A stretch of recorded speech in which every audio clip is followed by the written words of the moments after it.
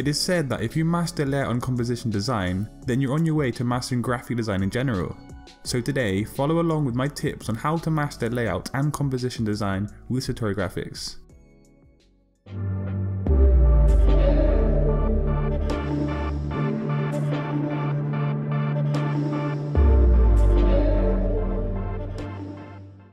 Layout plays a significant role in graphic design, and layout refers to the arrangement or elements on a page, usually referring to specific placement of image, text, and style.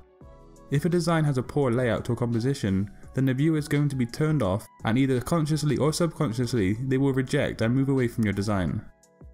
Graphic design is a visual communication, and utilizing quality layout design will communicate the right message to any viewer.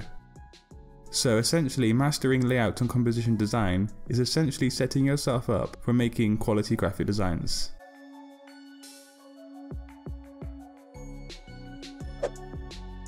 When viewing a design, the eye generally needs a place to rest on something of interest, as a means to hold the viewer's focus and attention. Otherwise, the viewer will look at your design and quickly move to something else. In layout and composition design, making a focal point has the benefit of both drawing in the viewer first and foremost, but also retaining their attention once they've been enticed into your design. It is also a good idea to communicate the most crucial information in your focal point, and it doesn't need to be an image or graphic, because typography can be used as a focal point if done correctly. So yeah, build a focal point, increase the scale, and give it some room to breathe.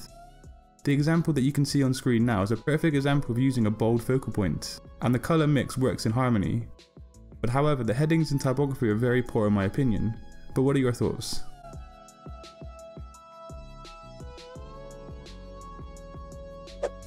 Seeing as we just discussed the focal point in layout and composition design, I'm now going to tell you about a little known rule commonly referred to as the rule of odds. This suggests that when designing a focal point, it's best to keep the number of design elements within that focal point in odd numbers, so either 1, 3, and 5 and so on. In quality layout design, this is often seen by using a major focal point in the middle and then 2 smaller design elements on either side. This creates harmony and balance, and all good layout design requires balance in some way throughout. You can actually see the rule of odds in various logo designs too if you keep your eyes peeled and look carefully. The rule of odds is not absolutely essential, but it's something to keep in mind when working on layout and composition design.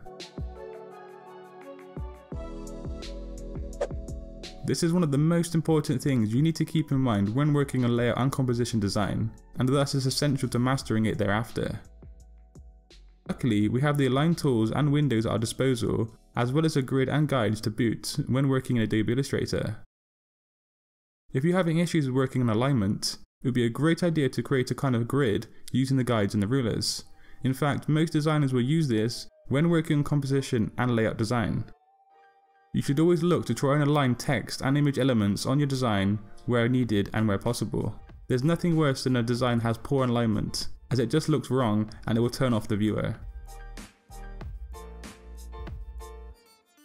As designers, when working on graphic design, one of the most key essential points that you need to keep in mind for layout and composition design is balance.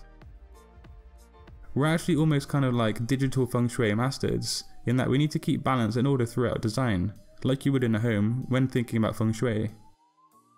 It is a lot like setting up a home for the viewer, allowing them to come in and have a look around. You want them to feel comfortable and at ease, and you want them to feel as if they want to return again sometime. So keep in mind that in terms of composition, white space or negative space is also a design element, and it should be taken very seriously as any graphic or typographic content. White space gives the eyes a path to follow through the design, directing and channeling the viewer.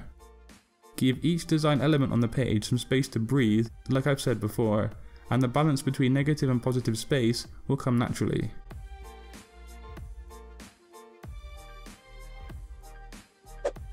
Contrast might seem counterproductive when we just mentioned balance previously. However, if contrast is performed correctly in terms of layout, composition, design, it's going to fit into a design with harmony and ease. Contrast is useful because it can drive attention to a specific part of your design, but also it can actually attract a viewer to your design, making the design stand out and interesting.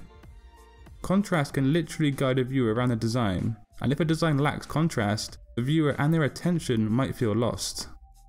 However, it is possible to have too much contrast on a design, so execute balance and awareness when focusing on contrast on your layout or composition design. On this design, notice that there's actually a strong sense of contrast between white and yellow here, but on each side of the page, there's a small sample colour of the opposite side. This is balance within contrast. So there is today's video on 5 points that can help you master and utilise composition and layout design for your graphic designs. Let me know what you thought of today's video right down in the comment section below, and if you want to see more videos like this, drop a message and I'll look into making more in the future. Like and share this video on social media if you do find it useful, and of course if you haven't done already, subscribe to Satori Graphics for weekly graphic design content. But anyway guys, until next time, design your future today. Peace.